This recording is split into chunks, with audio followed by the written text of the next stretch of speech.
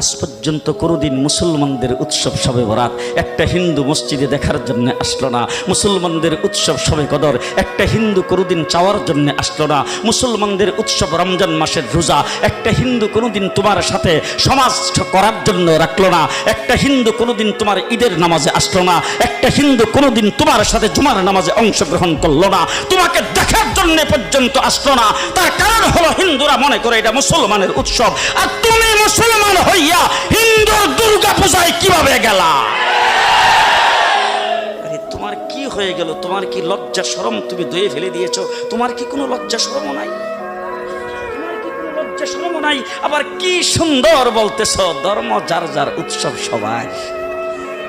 High high high, ও মুসলমান যুবকেরা ভালো করে শোনো, ধর্ম যার যার উৎসব সবার, তাইলে বিয়া যার যার বউ তো সবার। জি, বিয়ে যার যার বউ সবার, পুষ্কুনি যার যার মাস সবার, গাছ যার যার ফল সবার, ক্ষেত যার যার ফসল সবার, দোকান যার যার মাল সবার।